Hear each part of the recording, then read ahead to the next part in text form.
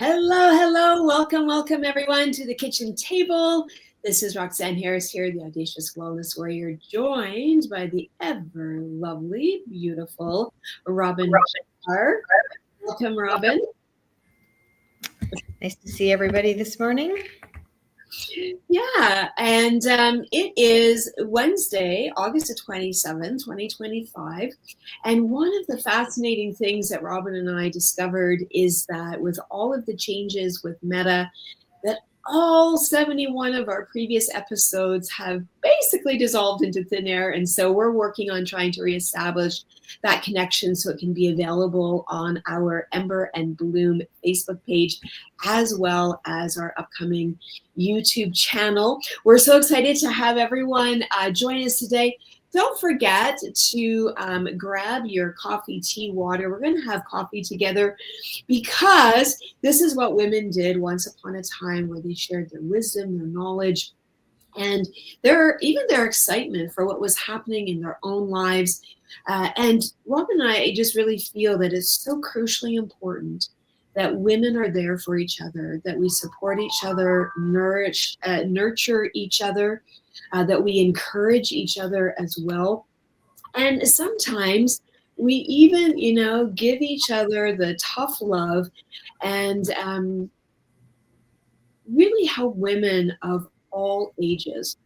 Now, last week we announced that the kitchen table has expanded, and it's a kitchen table with Ember and Bloom. And Rob and I have created this beautiful community for menopausal women, and this is for any stage, premenopause, perimenopause, menopause, postmenopause, but where we're talking specifically about the real issues that are impacting women, and especially for women that are tired of being told there's nothing wrong with them when they feel like everything is literally falling apart, mentally, emotionally, physically, soul, spiritually. For women that feel like every day is a chore, for women that are frustrated, overwhelmed, for women that just can't see a bright and shiny future for themselves, for women that look in the mirror and think, where did I go and what happened and how do I get her back? For women that are frustrated with the changes that they're seeing in their bodies, in their relationships, in just their energy levels, their sleep, and wondering, how can I get on top of this? How can I feel awesome each and every day? And so the cry of our hearts is that Robin and I developed Ember and Bloom to support women through this challenge, to let you know that, number one, you are absolutely not crazy, and you are definitely not hysterical, and bringing to you important conversations, but also occasionally we're going to bring in some statistics and the cutting edge research that is happening in the field of women's health and women's hormones in particular, and especially throughout the menopause. And Robin, I think it would be so awesome if you just shared your revelation of why women need so much help. Well, through my own journey, I find that there wasn't a lot of information out there, as you were saying before, a lot of changes going on emotionally, mentally, physically. I was wondering what the heck. Didn't really have any conversations with my mom or my sisters or my friends about this. Didn't remember learning anything about in school about this. Of course, we learned the basics in sex education class, but not anything to do with the later stages of life. So I kind of started digging around and doing my own research. And as me and my sisters went through the same stages together, we kind of started building our own community together and started talking amongst ourselves. Like, do you know what this is? Or did this happen to you? And then it led me to go online and start searching some things out. And I actually got quite upset as I was reading some of the information on different Facebook pages and stuff, because there's a lot of misinformation out there. There's a lot of people trying to support each other, but not really in the correct ways, because either they're not educated, they don't have the knowledge, or because they're just flustered and frustrated as much as the next person. And so I feel like they're kind of speaking out in anger and just, uncertainty themselves. So sometimes when we're not in a good headspace, we're not able to support somebody else. We kind of, what's the saying, when you don't feel good about yourself, you want to drag somebody down with you, right? To be Well, in the same mood. and almost worse, there's another saying is licking each other's wounds. Right. So Yes. how many women get together and feel like garbage and then really encourage each other to feel like garbage, right? And of course, you deserve to feel that way, and you deserve to stay in bed and not get dressed for 3 days and not comb your hair for a week. You deserve that. Yeah. Instead of being the actual support network of saying, girl, get yourself up. Yeah. Yeah, that's what I was finding. Just women just so distraught and so mentally, down and physically down and not getting, because of course you live in a family with younger people, which would be your children, and then your spouse who has no idea what exactly you're going through.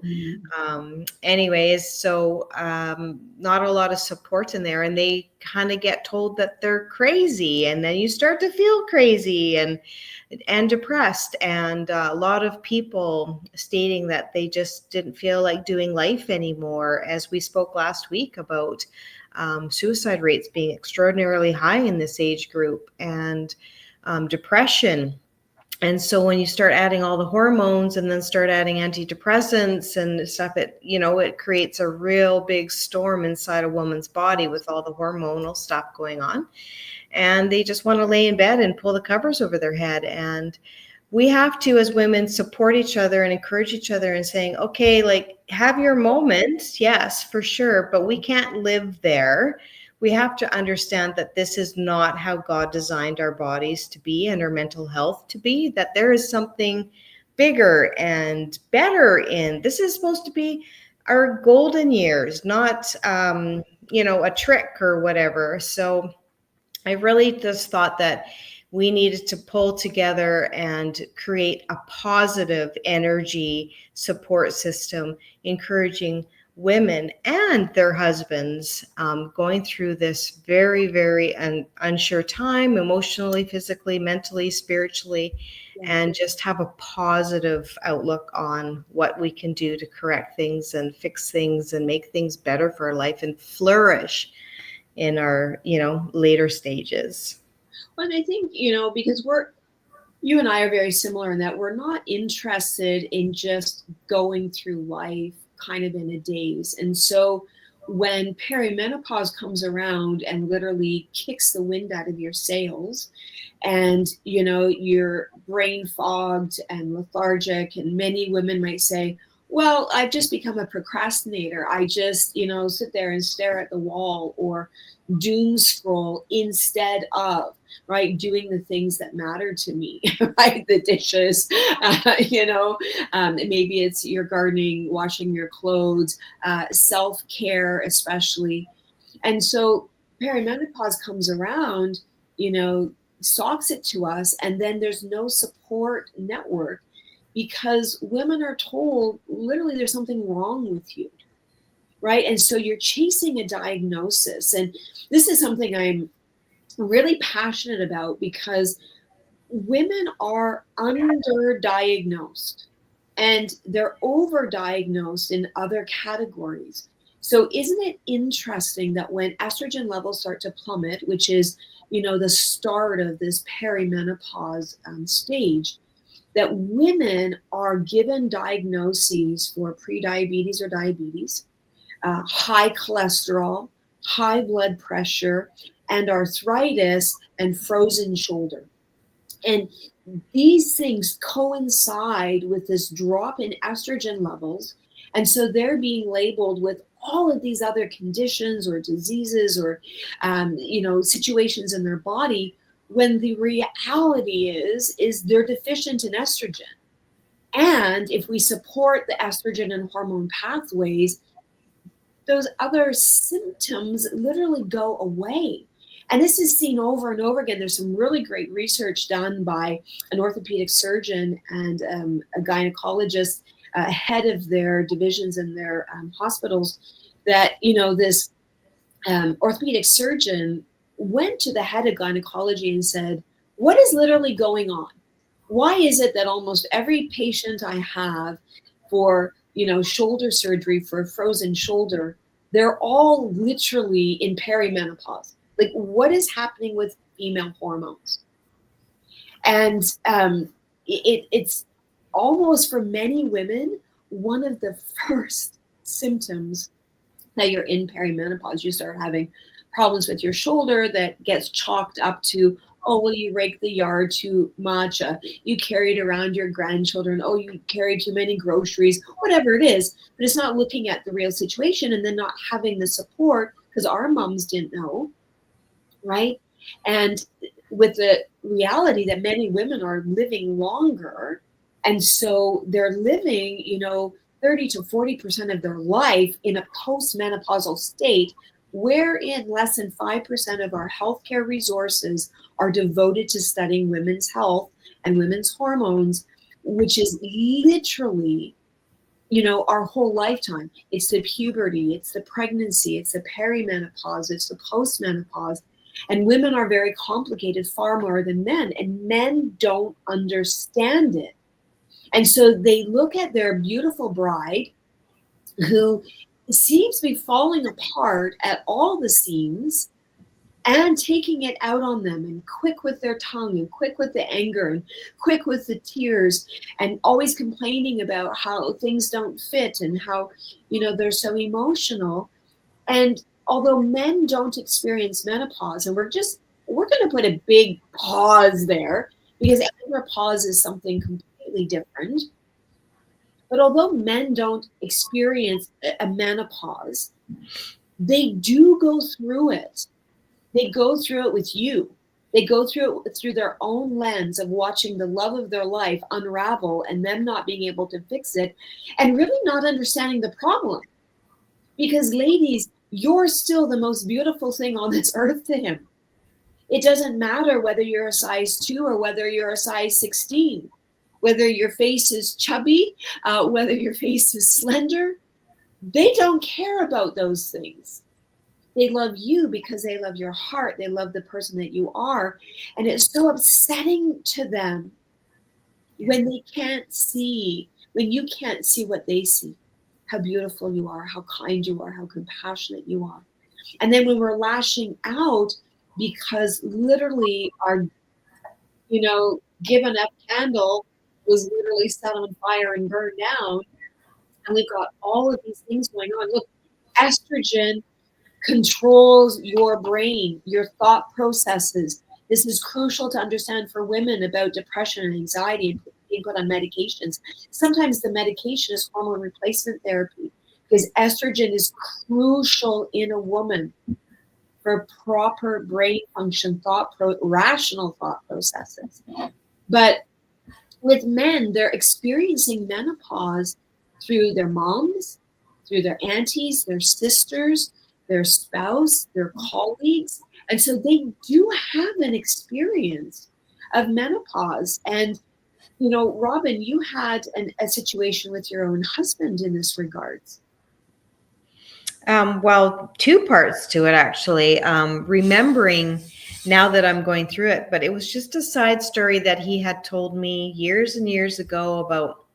The story wasn't even about what it ended up being about, but he was telling me a story about going on a road trip with his mom, and how it ended up starting is that his dad was working overseas, and he phoned his dad up and said, "You got to come and get your wife, man. She's going crazy. She's berserk, blah, blah, blah, blah." And he, of course, couldn't come home. So what he ended up deciding to do was grabbing his mom and throwing her in her truck and taking her on a road trip. And they had a lovely, wonderful time together. But what he didn't realize at the time is that that's how men perceive it at the time, is that they're going crazy because they don't understand all these new hormones and the rage and the yelling and the crying and all the things. And he thought she was going crazy.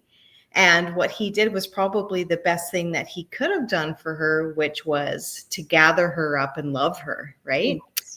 Yeah. And later on in life, yeah, as I'm going through it, he's, we've gone through a lot of up and downs in our life, and he's always stuck by my side. But this one, he was just kind of like, I'm not sure what's going on here.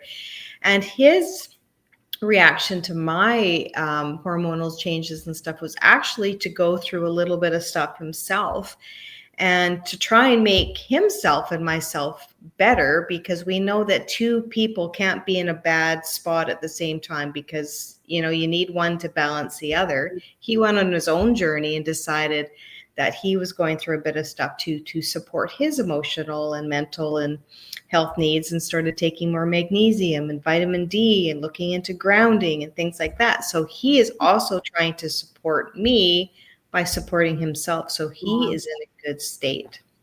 That's awesome. Because many men don't. They freak out. They feel I've now become inadequate. I don't know how to react or respond. And yet your comment is really valid. Just love us, right?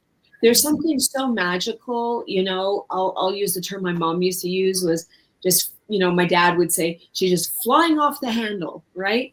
And so when you're flying off the handle, men that are listening, and thank you for joining us, is that your wife, the love of your life, just needs you to come and wrap your arms around her and just hold her. And you don't need to say anything. And she might be in that state where she's trying to wriggle out and why are you loving me? And you just give her that bear hug and you just whisper in her ear, I love you and I'm here. Yes, and Jason has mentioned that before, where we become very scary and almost inapproachable, and it's hard to kiss the lips that's chewed your ass out all day, kind of thing, right? So, but it is exactly what is needed. They need to be loved more, and the longer you hold a woman, you can feel the melting and the softness come back, because we need men to be strong and in their masculine, and we need to be in our feminine, however that looks like. But it's mostly women are soft, and we need the comfort and support. We've had everything come at us all day long, not just our hormones and what we're going through, but kids and work and whatever else. We need a safe place to lay or to feel, arms around us at the end of the day or in the middle of the day. And that's really important because I love that you brought up the masculine and the feminine, and it's really part of our brand, right? This brand of Ember and Bloom, where we're literally looking at the embers of kind of what women right now are feeling. This is what left of me, right? My fire has burned down. It's just a pile of ashes. It's going wrong in every direction. And Robin and I would so love, through Ember and Bloom and our amazing women's retreats for menopausal women, to reignite that fire inside, to allow you to bloom and to really step into the woman that you were created to be. And this is why we're choosing this Renaissance language, because Renaissance signifies a rebirth. But Renaissance women are extremely intelligent and well-versed and very creative, and really tapping into that genius that you've collected through all of these years and fully allowing it to be expressed in this most beautiful way with this true support of women around you. And one of those things that we really want to support is this feminine side. And every single human being has both sides. They have their feminine and they have their masculine. And this is not about male, female. This is about the energy, the energetic patterns and electricity and pathways in your body. And masculine energy is very strong and it's very harsh and it's very leadership orientated, whereas feminine energy is soft and kind and gentle and flowing, right? Not so much in that stagnant get things done. And over the years, women in particular have found themselves having to flow more in their masculine energy, take charge, get it done, go, go, go, because the men, for whatever reason, have been told that, masculine energy is not attractive, and so they're trying to live in their feminine side and be soft and more, casual and not leading as much. And we can't have both people in that energy. So what happens is the woman does have to rise up and take over and be that. And women aren't designed to live in that kind of a structure. Women are designed to flow, to be nurturing. And I get it. I'm going to use the word tomboys because, when we were little, I was very much a tomboy and doing a lot of male orientated things in construction and hammer and helping my dad with the car and, all of these things.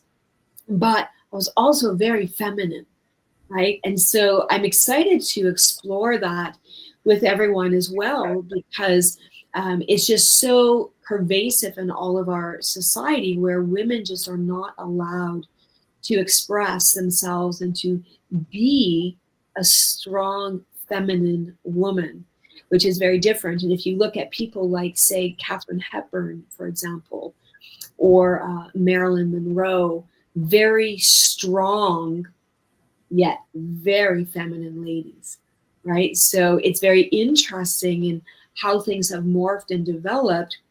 There's nothing wrong with, walking past a storefront and catching yourself in the window and, giving a tousle of the hair or checking your lipstick, because that is allowing that playful side of you to express yourself, but also to say, hey, I matter and I'm noticing me and I'm taking care of me and I'm loving me in this moment. You're not looking in the window reflection to see, if your hair is out of place or what you look like in the outfit. You're looking and checking yourself out and saying, yeah, I am all that. And I'm this gorgeous, sensual, beautiful woman. And when we're looking about the men and how they can support us, this hug and just not letting us go will often cause a woman just to melt. And then it doesn't matter what we were upset about, right? It doesn't matter anymore.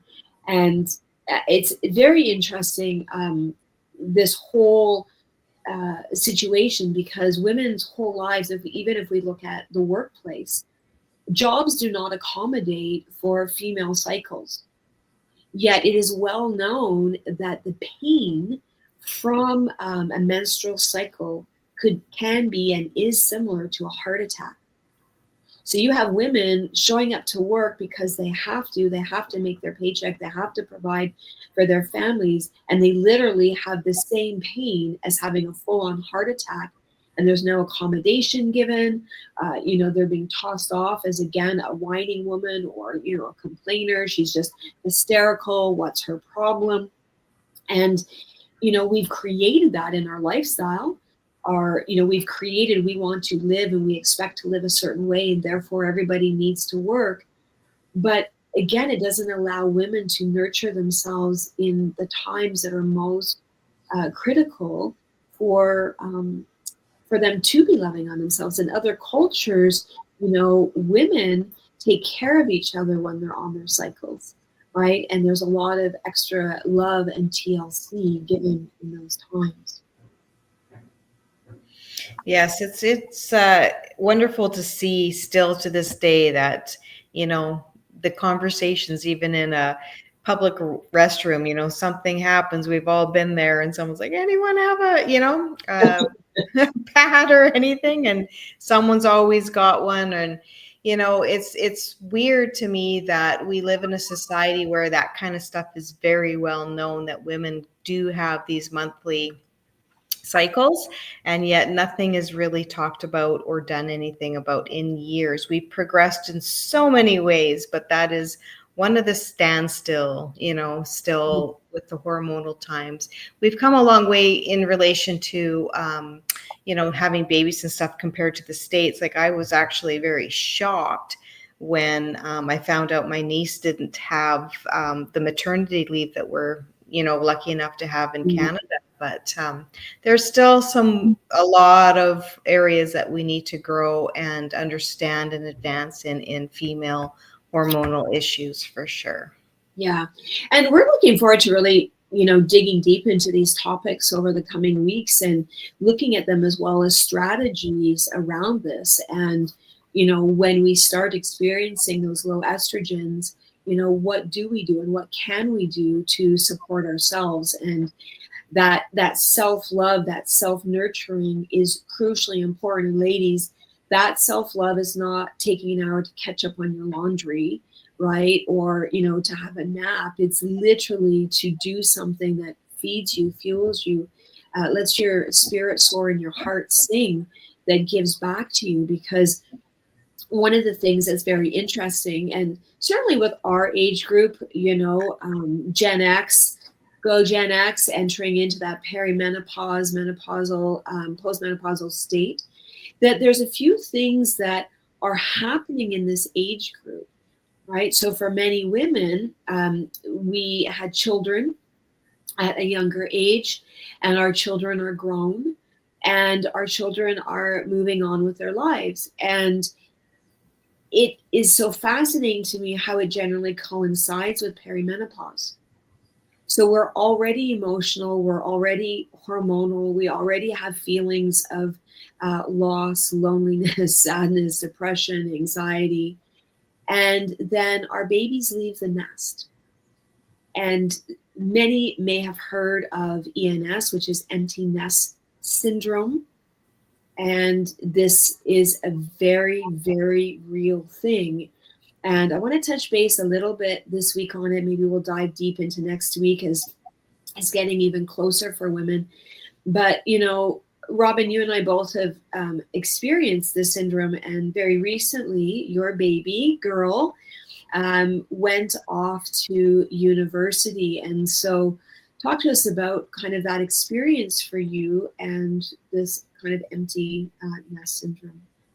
Yes, it's very hard and challenging at this stage in my life versus when my older children were going through it, because I was younger. I didn't have all the hormonal things going on, but I had babies still at home. So I wasn't fully getting that sadness of children leaving. I was sad that they wouldn't be around as much, and I was excited for the future. But now that I've experienced it as, okay, now, I'm gone from 6 kids down to like 2 and now down to 1.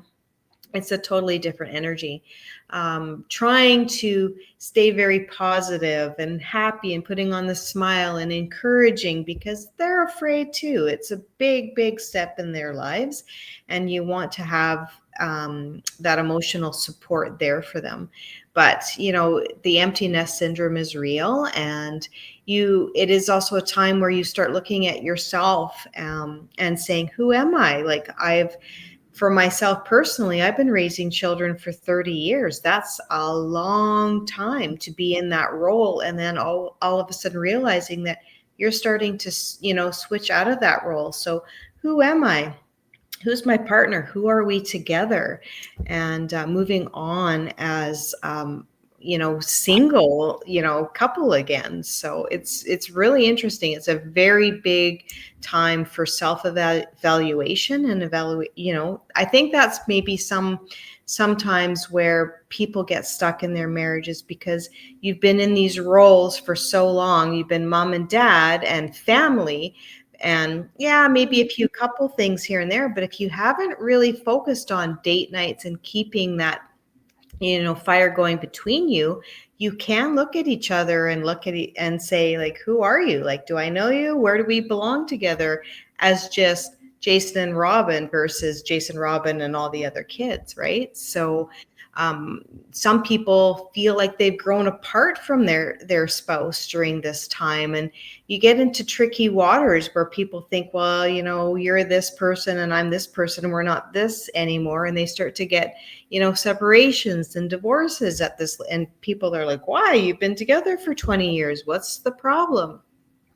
So with everything else going on with, the hormonal changes and, both men and women, and then the empty nest syndrome, it is really a pertinent time just to come together as a couple and have these hard conversations and be so open and honest and start, dating and that kind of stuff again, to re-find yourselves as individuals and as a couple. So that's what I'm experiencing currently right now. So When I think that's very important, and it's a conversation I have with many of my clients. So, are you just roommates or are you dating? yeah. So, if we could all just look at our relationship with our spouse and really analyze it, and are we just roommates? We're just living together doing life, or are we dating? Because, and I use the word dating, not married or not a couple. I use the word dating because many people, when they're dating, it's still hot, right? You're doing things, you're trying new experiences, you're trying to come up with different, date nights or whatever it is. And so, are you just roommates with your spouse, or are you literally dating? Are you a hot ticket item? And are you creating opportunity for that? It's the grass is not greener on the other side. The grass is green, right? Are you watering the grass on this side, right? And the watering of the grass comes with actual communication and conversation. Just staring into each other's eyes, holding each other's hands.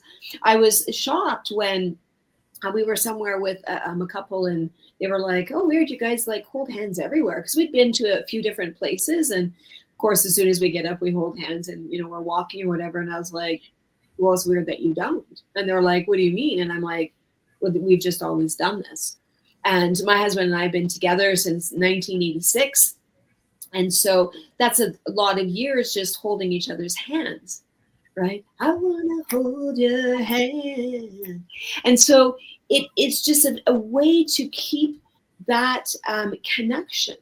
And so we want that connection with our spouse. But ladies, to be honest with you, because you were mom and taxi driver and head chef and homework checker and, laundry girl and whatever, housemaker, whatever you were doing, right? You also, over the years, stopped focusing on your self care. What do you do for you? And I'm not talking about once every 5 months you go and get a pedicure done. That's not what I'm talking about. I'm talking about the things that actually feed your soul. Are you getting out in nature? Are you going for walks? Are you listening to that beautiful music that you listen to all the time? And then during kids, you're like, oh my gosh, I haven't listened to my favorite album in like 25 years, right? Are you painting? Are you creative? Are you gardening? Are you choosing to dress feminine? Right? Are you choosing to comb your hair today? Where is the self care? Are you choosing to go to bed on time? And so, in this transition with empty nest syndrome, there must be a huge priority on self care, because when we are hungry, when we are lonely, when we are angry, when we are tired, right, our emotional stability is going to be way less, right? And so when we can love on ourselves and show ourselves that everything is good, one of the things I had to remind myself on last night, because not only, did my baby, the apple of my eye, my son, get married, but he's leaving the country. And that's happening in a couple days. And he won't be able to come back for a few years. And it's one of those things where I had to remind myself yesterday that I did that too. And I also had to remind myself that my baby is not leaving because he doesn't like me, right? Because he doesn't love me, which is where many menopausal women's minds can go. Well, they're leaving me because they don't like me, or I did something wrong, or they don't want me, around me. But they're leaving because they're going to develop and create their own life with all of the love and wisdom and nurturing that you gave them as their guide. Mm-hmm. You will always go with them, right? And so it was one of those things where I did have that revelation that he's not doing this to punish me. He's doing this because he now has the love of his life, and they want to create a family and a life and a relationship and a beautiful book together. Mm-hmm. And it's hard, ladies, because we're in this stage where we're already ultra emotional. And even when we go back and we talk about the men not experiencing menopause, they are experiencing it through you, right? And we're not here to bash them because they don't understand what we're going through. Your spouse is your best friend, your lover, your confidant, and to use them in that way. And don't kid you for 1 second. Don't kid yourself that your spouse is not wrecked because your baby moved away. They're wrecked in a completely different way, Mm-hmm. especially for the girls, because daddies are fiercely protective of their baby girls. Mm-hmm. And I remember when one of our daughters, it was the first year that she didn't come home for Christmas, and my Mr. Wonderful was a train wreck. Absolute, like so depressed and crying. And I'm like, dude, you got all your other kids here that need you to be daddy for them too. Right. Mm-hmm. And so Yeah. they are going through it. But it is one of the things that, I really want to emphasize is that, with Ember and Bloom, we're not here to man bash, but we are here to help you transition and thrive and flourish throughout your menopause journey into this beautiful renaissance where you can bloom. And man, this is where women, right? This is where women are totally in their power as they move through and become truly the butterfly that they were created to be. And we want to be there for you. And we want to also bring in lots of content and share about that connection with couples and developing those relationships. And it's not just maybe with your spouse, but with your own mother or sister or best friends or neighbors, because menopause affects all of our relationships because of all of the nuances, and it's the inflammation and the pain and the lack of sleep and the mood swings. It affects everything that we do. And so Robin and I want to really help you all with that. And we said we would announce it this week, this extra special little surprise. And we're going to post the link below the show here. But it's going to be our first ever retreat. And we're so excited about it. And it's called a Renaissance Christmas. And this is going to be a virtual retreat. So it doesn't matter where you live, you're going to be able to join us. You're not going to want to miss a moment of these 3 days. There's going to be 5 life-changing sessions, but it is a live virtual retreat to empower menopausal women to thrive through the holidays and beyond, to reignite your fire, to flourish in your renaissance, and to come together as women and learn and discover and experience tangible things that will really change the way that you're going to experience the holidays coming up and to move through that. We're going to be hitting really hot topics like how do you do self-care? What about the food? Because, man, I don't know about you, but the holidays is a whole lot of sugar, a whole lot of chocolate, a whole lot of things that we should not be eating on a daily basis. And how do we navigate that? We're going to be diving really deep into some more challenging subjects, of course, and some fantastic session, actually, Sissy, on couples. And that alone is going to be worth all of the retreat. So this is live and ready to go. We're going to post the link, and we're going to invite you to join our Facebook page as well. And we'll have the link below. Anything that you want to finish off with, Robin? Anything we missed or didn't touch on? I think that, yeah, we're just excited about launching our retreats, our first ever. Stay tuned though, because this is not the one and only. We have more things up our sleeves that we will announce at a later date. But yes, ladies, men, please join us. This is information for women, of course, but there is so much information on couples and how to flourish together in this new stage of life. And we just want to really celebrate our next stages and not be down in the dumpster. We just want to bloom and flourish.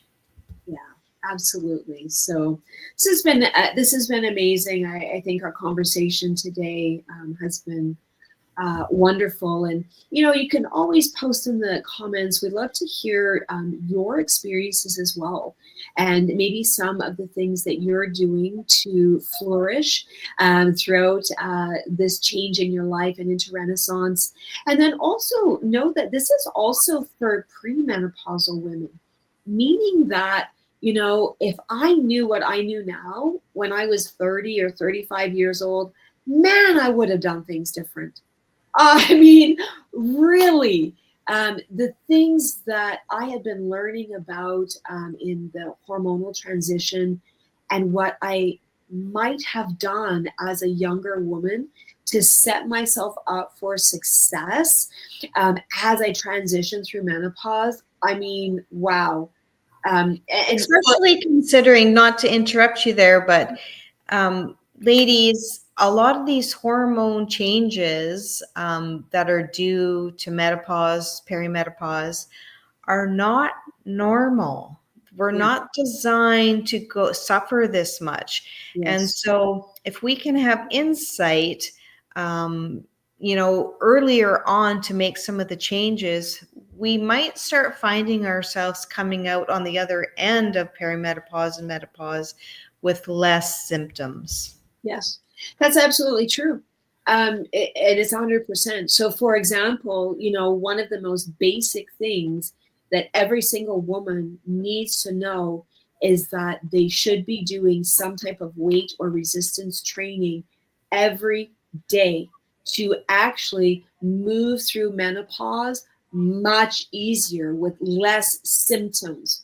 Now, this doesn't mean you might not experience weight gain, but what it does mean is that you're building your muscles and your bones to sustain the massive hit they're going to take as estrogen levels start plummeting.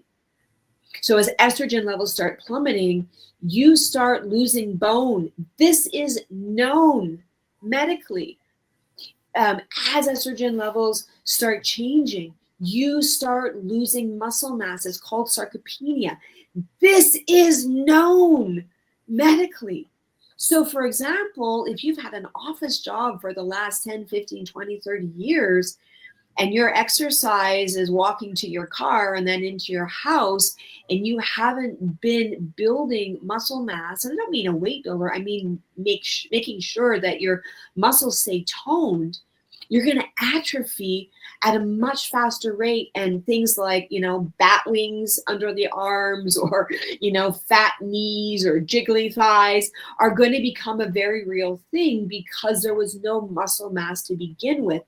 And then if you're not eating enough protein, your body is freaking gonna digest your muscles for the protein. And then you're looking at yourself going, but why is my skin like literally hanging everywhere? Because you didn't do any weight training, which can be as simple as, carrying big buckets of water every day around your yard, or a toddler, a grandkid in each arm, but specifically doing those things, and you're not eating enough protein, your menopause journey may be very challenging, right? And the medical system isn't going to look at it as a function of estrogen. They're going to look at it as a function of what medication or surgery do you need to stop this situation, right? And so things that I know now, I'm like, oh my goodness, right? And here I am thinking I'm just, eating all of these salads and vegetables, and look at how clean my diet is, and not getting enough protein when I already had massive muscle wasting from the autoimmune disease for like 17 years of my life. So even though I train heavy and I train like a beast, like 3, 4, 5 times a week, the results were not there because I needed to load my body, right, with the protein. And I really needed to undo a lot of the damage that I had done by, restricting certain food groups that I needed. And not that I was restricting it on purpose, I just didn't understand the amount of protein that a woman needs, right? And so, I mean, these topics, ladies, they're literally life changing, and it's our goal to see you flourish and thrive in this your Renaissance. We look forward to talking with you next week. And remember to check out the link for a Renaissance Christmas, a live virtual event to empower menopausal women to flourish through the holidays and beyond, giving you the most amazing tools. And you're not going to want to miss the swag bag, FYI, because we are sending you a box of goodies that you're going to be using throughout the event. And so that's going to be super, super fun. And, as we do, and I just would so love to just pray for each and every one of you. And so, Father, in the name of Jesus, I thank you for each and every woman that is listening now or in the future. And I thank you for the women that they know. And I thank you that they're going to share this information. We're going to see a menopause revolution, a menopause renaissance, where women are going to fully step into their power and feel good mentally, emotionally, physically, soul, spiritually, and really blossom and bloom into the most beautiful self. And Father, we thank you for these ladies. We ask that you would bless them, and that they would have a wonderful day full of grace and gratitude, and that you would show them how truly beautiful they are. In Jesus' name, amen. We thank you so much for joining us, everyone, and have an amazing day. And always remember to live audaciously alive.